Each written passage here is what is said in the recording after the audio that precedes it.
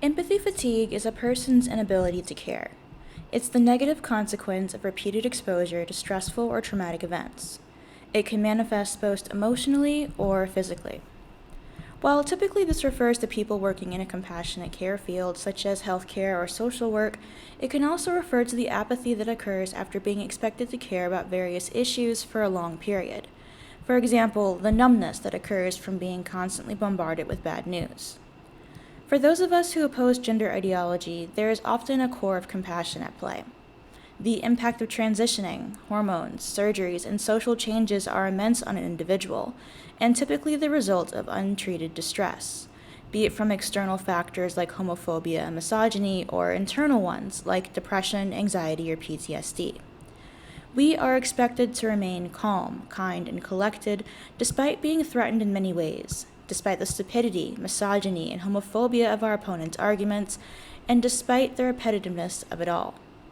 Empathy is necessary. It's an admirable trait.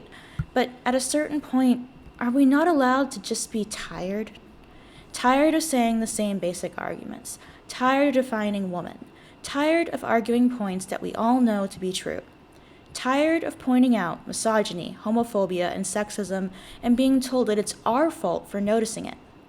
Tired of endless compassion for people who ultimately choose to go down this path and perpetuate the cycle to others by lying, bullying, and profiting off of gender identity. The following is a collection of TikToks which exemplify exactly why I and many other radical feminists and just plain old regular people are tired. See, Oh!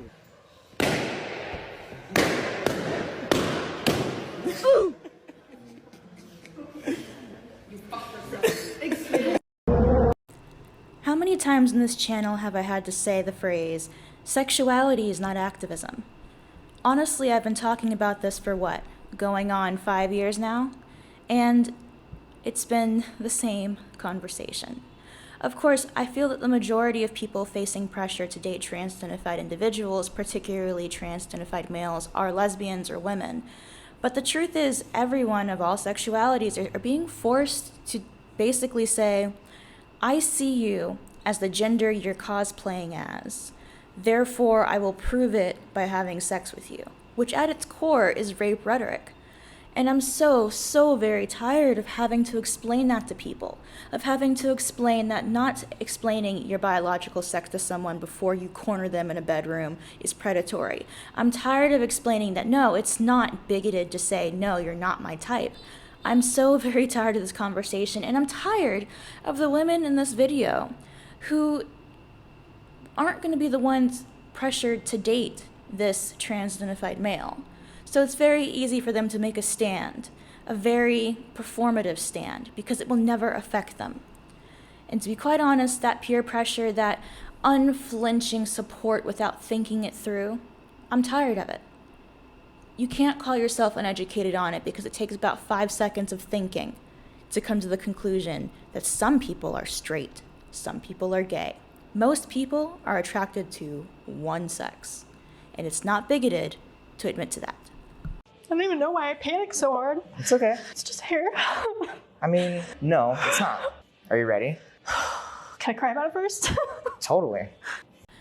I've had a lot of shitty haircuts. I have a shitty haircut right now because pretty much every barber or hair salon I've ever gone to doesn't know how to cut mixed hair and fucks me up real bad. And you know what? I don't cry about it. I don't cry about the fact that I'm stuck with a shitty haircut for months because it is just hair. And the fact that this individual is having this whole performative, because let's not pretend that it's not performative, it's done in front of a camera. This is something that is put on for an audience. This performance of anxiety over a change in appearance. I can go to the store and buy a new outfit without crying. I can get a haircut and go from long to short or put in braids without crying because guess what? It is just a change in style.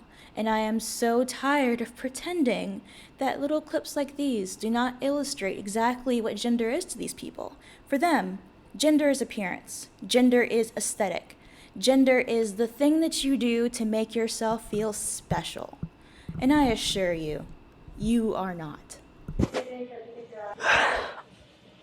Okay. Yeah? Yeah. Are you feeling good about it? I'm trusting the process. Okay. You ready? I know if I leave with the same haircut I've had, I'm going to be disappointed in myself. And it's like time to do something new. Yeah. Okay. Everything's fine and we're all fine. We're all doing great. We're all doing great and everything's fine. But You can Kleenex, cry the whole please. time. It's okay. Thank you. I won't take offense. How does that feel? Scary. Fair. This might be like a trust the process, trust your judgment thing. Fair. Like I did drive all the way here because I see you have this gift. Like, Yeah. Yeah. and if I'm gonna trust anyone to do this, it would be you. I mean, I cut to people's head shapes, right? So Yeah. like because you have a more prominent occipital bone back there, I'm not gonna make it insanely round back there, so it's gonna like make you look like you're wearing a helmet. I'm going to leave a little bit more weight up here because you need that to sit on top of the occipital bone. If I take it up too far, it's gonna look really round and weird. Yeah. You ready to go for it? Yeah. Okay. What pronouns do you go with? They, them. Let's do it. Oh, I could have bet money on that one.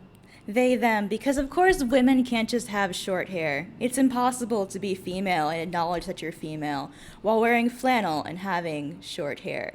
Never mind that you look like every other white, non-binary identified female out there. I swear to God, in your chase to be different, to be special, to be individualistic, you have stumbled into looking the same. I could not pick you out of a crowd. Because you look exactly the same as Rebecca Sugar, Noelle Stevenson, and whatever other white non-binary female out there. I'm so tired of this. I'm so tired of people coddling you and pretending that you are special for this.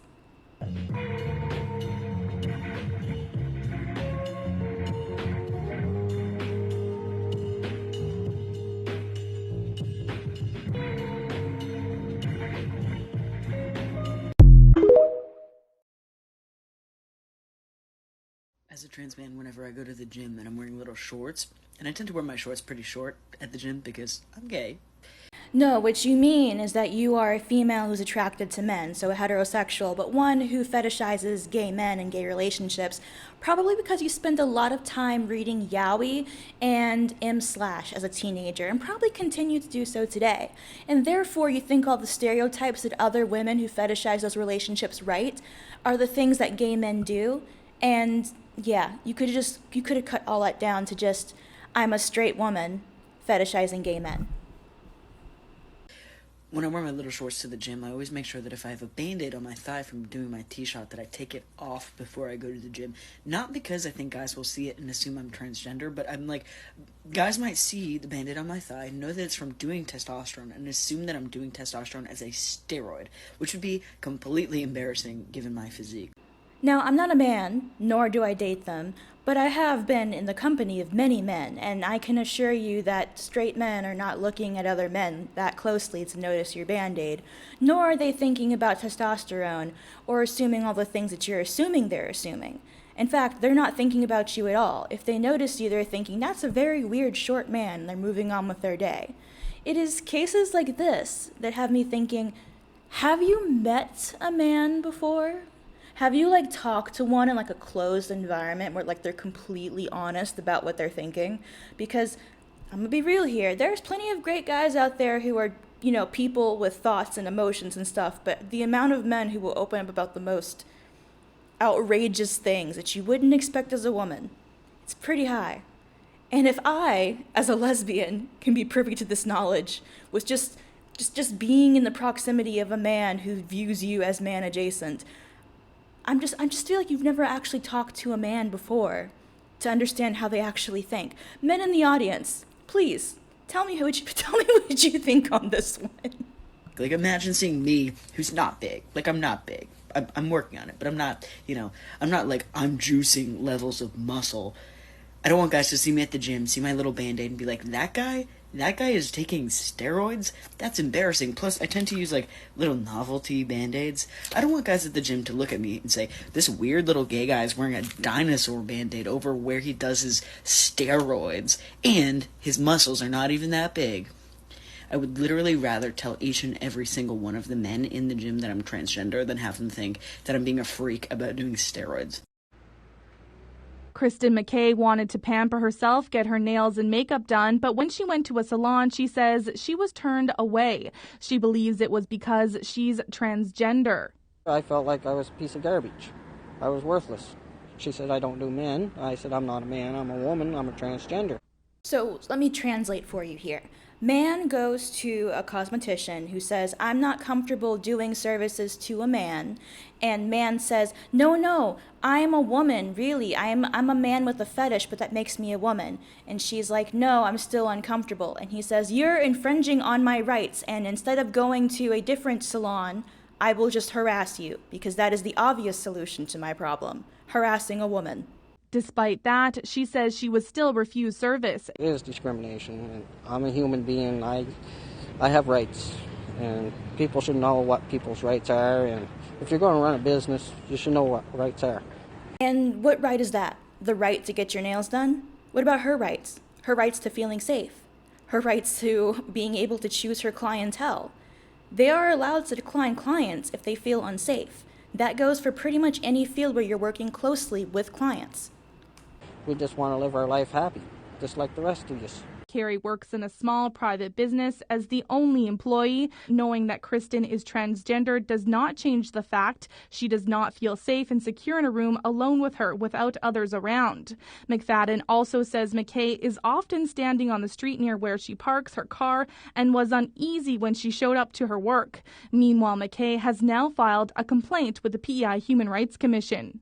So this man is harassing a woman who is essentially probably working out of her own home, who is being stalked by him now. He is stalking her. He is harassing her. You can tell, because they never really want to put someone in context. They never want to put a reporter next to him so you can see exactly how big and lumbering he is. But he is very much male-framed, and he is harassing her, and he is making her feel unsafe. But of course, her rights to feeling safe do not matter in the light of his feelings, because male feelings are far more important than female safety. So I'm leaving the spa that I've been coming to for like 8 years. And I know I look upset, and it's because I am. This spa. It's called Island Spa and Sauna. It's in Edison, New Jersey. I've been coming here for 8 years. This is like my place of refuge.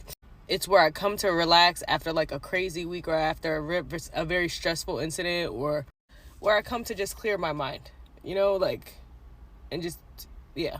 In this spa, there's like a Korean bathhouse. In this bathhouse, there's like hot tubs, a cold tub, showers, a place where you would get body scrubs, and saunas and stuff.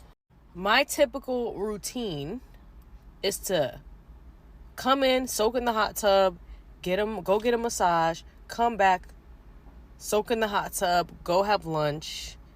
Then maybe like I might do a body scrub, I might not. After lunch, I might soak in the hot tub, get in the sauna, and then leave. That's my typical routine. And in this Korean bathhouse, everyone is completely naked. So there's a side for men that you can enter through the men's locker room, and they have their own side with their own hot tubs and stuff. And then there's a women's side, which you can enter through our locker room, and it's only women in there. So today I come in, I soak, I go get my massage, I get ready to go back into the like bathhouse for women, and I walk in and I see a penis and chest hair and a low haircut. So I freak out and I run out. And I go to the people that work there. I'm like, oh my goodness, I think somebody came into the wrong side or something. There's a man in there. Now there's also all women working in there. So they all look at me in discomfort, and you can tell they're embarrassed, and they're just like, it's a trans woman. So now I'm in shock. Sorry. I'm in shock because this person saw me completely naked, without my consent. And I don't even know if I should call it a trans woman, because it looked like a straight up man. I'm talking chest hair, a low cut, a very big penis, and was older in age. So he clearly had to be in his 40s. And this ultimately is the reason why I still rally against this stuff, why I'm losing my patience, because there are a lot of people who claim ignorance. I just didn't look into it. They just want to be included. And the thing is, if you actually listen to women's side of the argument, if you actually experience this firsthand, it shatters. The fantasy shatters. Just because you imagine the perfect victim, the perfect trans-identified male, as being this twink with the full, complete, hairless package, fake boobs, inverted penis, the majority of them are not like that. The majority of experiences have been like this for so many women. And the thing is, they're not even allowed to question it. Because the truth is, you can't tell the difference between a trans woman and just a man who's a pervert, because there is no difference. If they say they're a woman under trans ideology, they're a woman. And in this case, it's shocking. It's disturbing. You don't know the history of every woman who's going to be exposed to that. And of course, no one is taking the consent of every woman in that room to be exposed to man penis, to his lecherous gaze, to the fact that he's undoubtedly getting off on the experience of infringing upon boundaries. And the result of it is when a woman comes out and tries to complain, because, we have segregated bathrooms for a reason, because there is a risk of sexual assault, and there's a vulnerability in being nude. There's a vulnerability of being, when you're changing clothes, that, women, you don't have to explain this. Shouldn't have to explain this. This is the thing that's taught to all of us. And you go to complain, and they tell you you're the bad guy because you were offended by this penis in your space, and you assume the worst.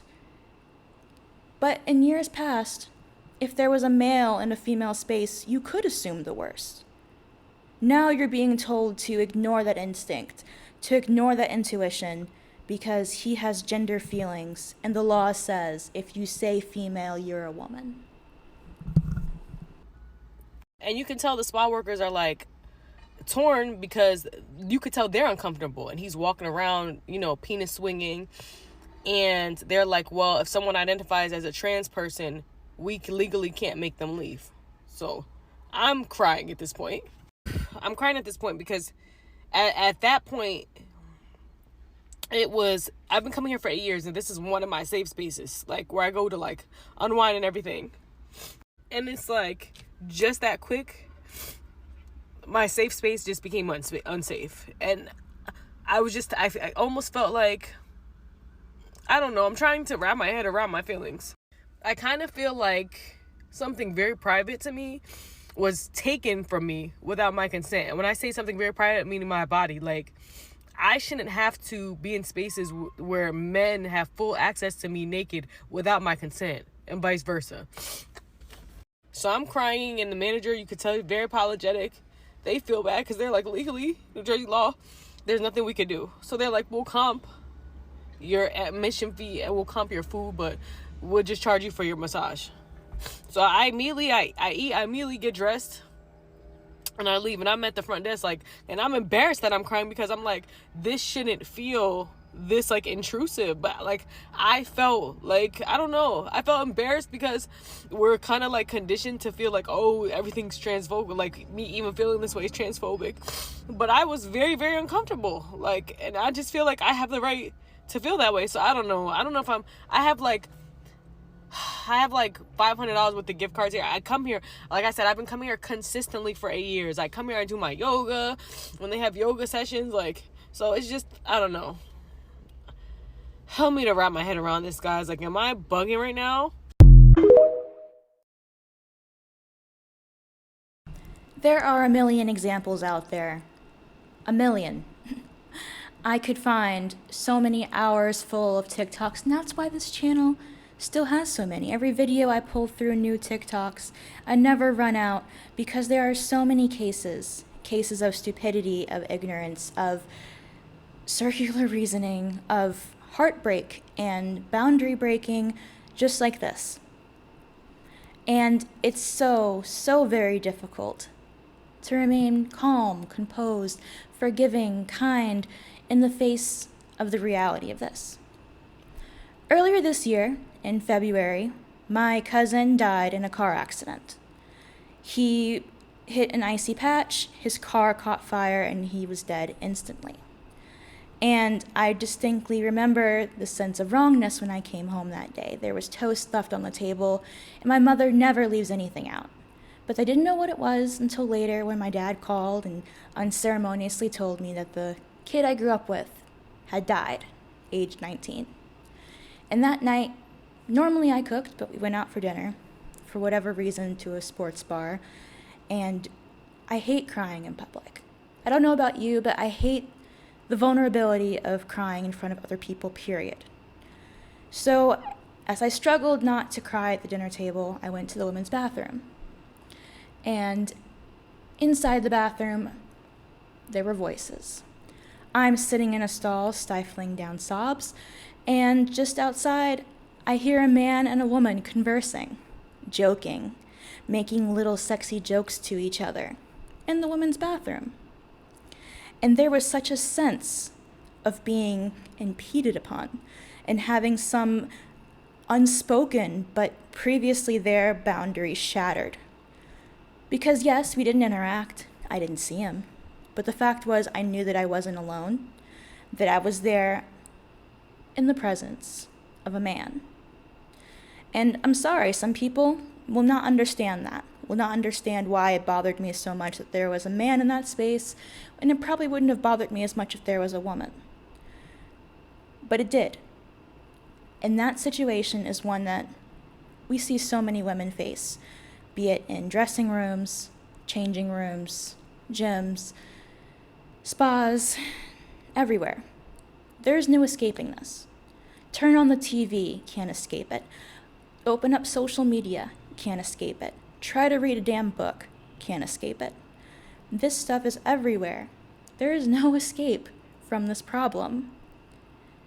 And yet they want to call us obsessed for being angered, for being emotional, for being tired. Well, I admit to it. I'm tired, and I'm angry. This, dear viewers, is where we part. Let me know in the comment section what you guys think about this topic. I know that this is a kind of a weird tonal video. Normally the TikTok reviews tend to be more angry or humorous themed, but this is something that's been on my mind recently, especially as we're coming up on the anniversary of my cousin's death. Of course, because I see videos like this all the time. I've essentially made a side hustle, a semi-career out of this content. And when I talk about this with friends, with family, when I try to log on and read fan fiction, try to scroll through Tumblr and look at Transformers, oh, there's a penis. I want to read a horror book. Oh, trans. I want to watch a movie or a TV show, even those for kids. It's there. I want to just have a lesbian-only event, and I'm being told I'm the bigot. It's such a tiring fight, and it's one that, if you're into this topic, if you care about women's rights, you can't exactly put down. You focus on other topics, and they're all depressing to their own various degrees. But in the Western world, how can you fight for women if you can't even define women as a class? You can't set down this topic until it's settled. Anyhow, I'll see you guys next time. Bye.